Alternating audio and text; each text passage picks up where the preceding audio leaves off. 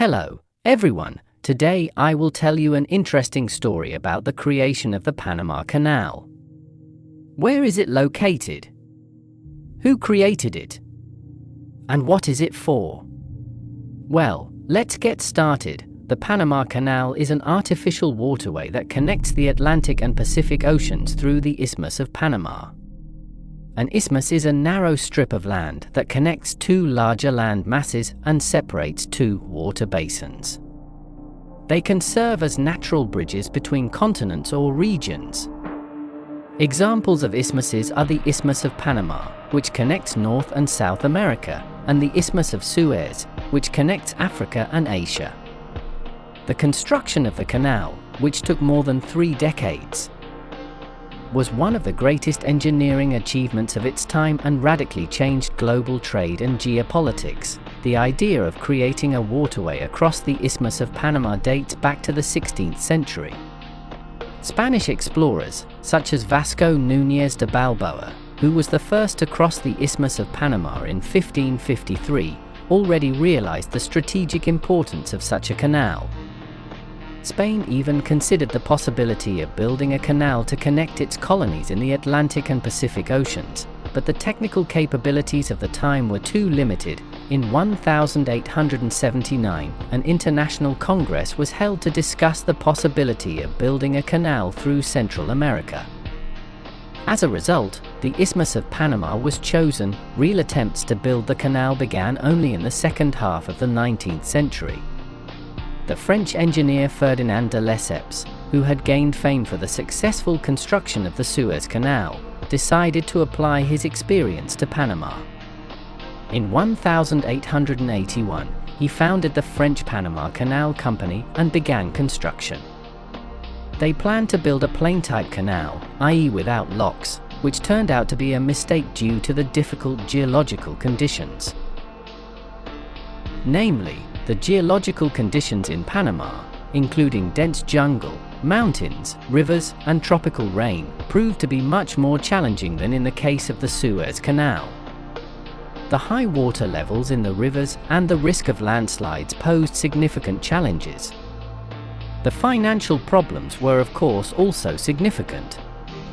The French company spent huge amounts of money on the construction, but due to technical difficulties and corruption, the money was constantly lacking. Of course, these problems were not enough. They were joined by malaria and yellow fever, which became the main enemies of the builders. Thousands of workers died because of these diseases. And the lack of proper sanitary conditions contributed to the rapid spread of disease.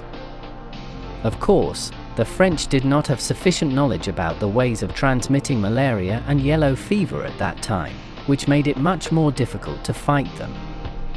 Ultimately, it was the diseases, along with financial and technical problems, that led to the failure of the French project. By 1889, the French company went bankrupt. About $287 million had been spent, and more than 22,000 workers had died during construction. Because the French Panama Canal Company spent more money on propaganda and political machinations than on actual construction, but no one was going to forget this idea. After the failure of the French project, the idea of building the canal was not forgotten. The United States, which saw the strategic and economic benefits of the canal, began negotiations, and on November 3, 1903, Panama declared independence from Colombia, and on November 18, 1903, the United States signed the Gabe-Univilla Treaty with the new government of Panama. Under this treaty, the United States received the rights to build and control the Panama Canal in exchange for financial compensation and support for Panama's independence.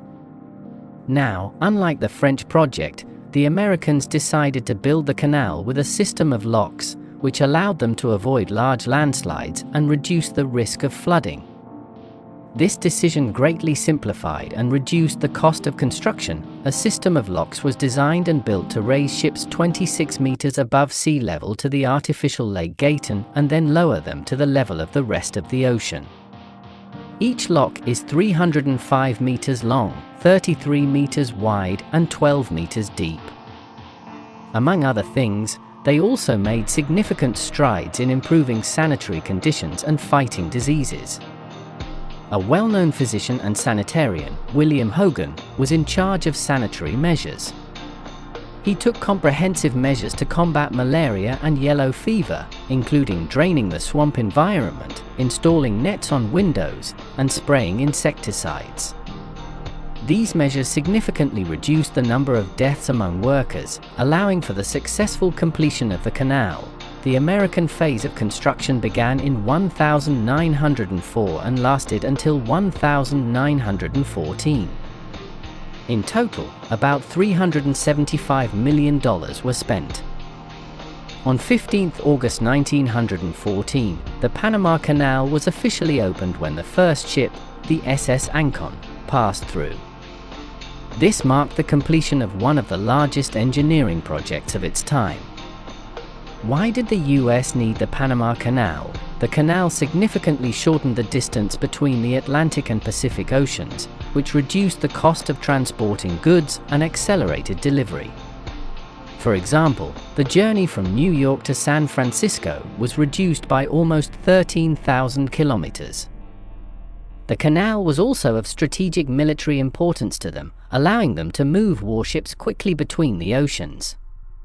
This was especially important during the First and Second World Wars. The construction and operation of the canal contributed to the economic development of Panama and the surrounding areas, creating numerous jobs and stimulating infrastructure projects. The Panama Canal has become a key element of global infrastructure, contributing to economic growth and increasing the strategic influence of the United States in the world. It was great to see everyone and see you soon.